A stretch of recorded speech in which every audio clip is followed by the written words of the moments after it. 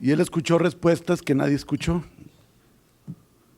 Y además actúa ahora como un clon de Penchina también, porque habla de irracionalidad y confunde racionalidad con genuflexión. Y yo he oído, y quiero decirlo, que aún en los grupos parlamentarios mayoritarios ha habido cuestionamientos, pero bueno, cada quien asume su papel y ellos decidieron asumir, o él más bien, porque hay de todo en su partido, decidió asumir ese papel de abogado, medium y clon de Penchina. Y sudan además calenturas ajenas y hablan de la ruleta de los energéticos cuando es un tema suficientemente serio.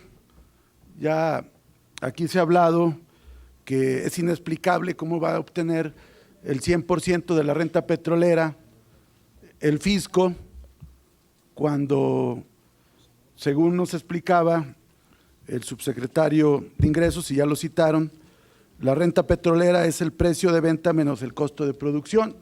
Entonces, insistimos, es utópico, es irracional y es falso pensar que vamos a tener el 100% de la renta petrolera.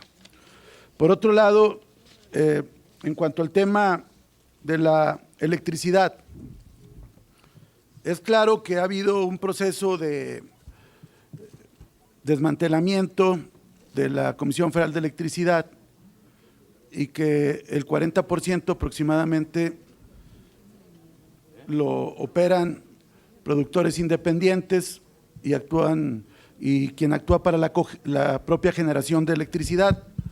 Y a la Comisión Federal de Electricidad, como se confirma ahora, pues prácticamente le están dejando el cobro de las tarifas domésticas y los grandes clientes van a ir al sector privado. Y en ese sentido preguntaría al subsecretario de Electricidad, el método de cálculo de las tarifas de porteo no se encuentra especificado en la reglamentación secundaria. Si la Comisión Reguladora de Energía impone tarifas bajas, la pérdida recaerá directamente sobre la Comisión Federal de Electricidad. ¿Qué mecanismos se tienen contemplados para prevenir eso? La electrificación rural se financiará a través de un fondo construido con los ahorros que impliquen las mejoras en la eficiencia de la Comisión Federal de Electricidad.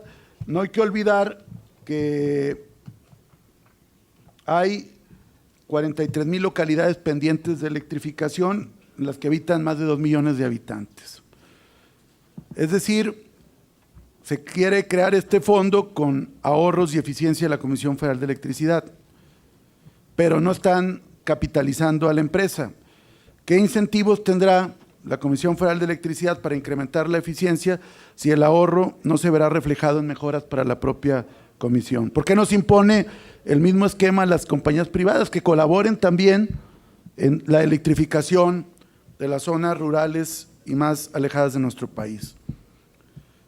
Se plantea incluir dentro del cálculo de tarifas las pérdidas no técnicas, es decir, los robos. ¿No es injusto trasladar la ineficiencia de esta falta de seguridad al consumidor? ¿No crea esto más incentivos para que se continúe con estas prácticas de robo? Explíquenos el tema de la comercialización de la electricidad en diferentes regiones, donde prácticamente se van a crear monopolios regionales. Esto, en una lógica económica, implicaría que las tarifas no van a bajar porque no hay incentivo, hay un monopolio. Como opera, por cierto, en los ferrocarriles, que es un cártel de monopolios donde se dividieron perfectamente el país y no se hacen competencia entre ellos, pero sí afectan a los consumidores. Entonces, explíquenos esto de los mecanismos regionales y qué mecanismo se implementará para contrarrestar el poder de los monopolios y, por lo tanto, cumplir con lo prometido en campaña de disminuir la tarifa eléctrica.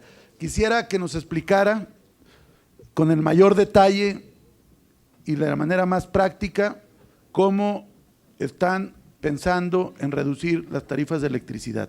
O sea, más allá de la propaganda, quisiera que nos lo explicara.